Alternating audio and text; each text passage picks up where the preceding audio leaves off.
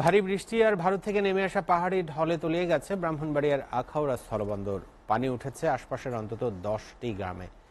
পানির তোড়ে একটি অস্থায়ী সেতু ভেঙে আখাউড়া আগরতলা সড়কে যান চলাচল বন্ধ হয়ে গেছে। পানিতে ডুবে মারা গেছেন একজন। এ বিষয়ে আরো বিস্তারিত জানাতে সরাসরি সংযুক্ত হচ্ছেন সহকর্মী মনিরুজ্জামান পলাশ। পলাশ, বন্যার সার্বিক পরিস্থিতি আমাদেরকে জানাবেন। গতকাল থেকে কিন্তু এই বৃষ্টি হয়ে যাচ্ছে অনবরত আপনার কিছু সময়ের জন্য বৃষ্টিটা বন্ধ হচ্ছে এরপরে কিন্তু আবার বৃষ্টি হচ্ছে ব্রাহ্মণবাড়িয়ার প্রায় সবকটি উপজেলাতে একই ধরনের বৃষ্টি হচ্ছে এর মধ্যে আগরতলা থেকে ভারতের আগরতলা থেকে যে আপনার হাওড়া নদী আছে এই নদী দিয়ে গতকাল বিকেল থেকে কিন্তু আপনার হচ্ছে প্রবল বেগে পানি প্রবেশ করতে শুরু করে এর ফলে আপনার হচ্ছে কর্নেল বাজার সহ আশপাশ যখন হচ্ছে আর তারা হচ্ছে এখান থেকে যখন পাকগুলো খুলে দেয় আর কিন্তু আমাদের যে আসার আগরতলা স্থলবন্দর রয়েছে সেই স্থলবন্দর থেকে আপনার হচ্ছে ছড়িয়ে যায়।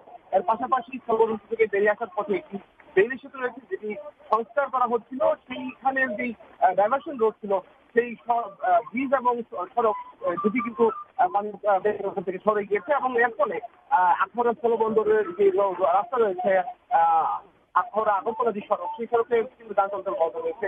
একই সাথে অনির্দিষ্টকালের জন্য কিন্তু আমাদের যে আখাউড়া ইমিগ্রেশন রয়েছে সেই ইমিগ্রেশনের কার্যক্রম স্থলবন্দরের কার্যক্রম বন্ধ রয়েছে।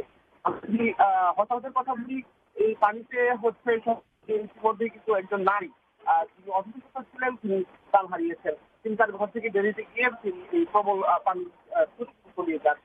ইতিমধ্যে উপজেলা প্রশাসনের পক্ষ থেকে সেখানে যথাযথ প্রশাসন করা হয়েছে। ইতিমধ্যে সেখানে কি বন্যার আশ্রয়কেন্দ্র খোলা হয়েছে।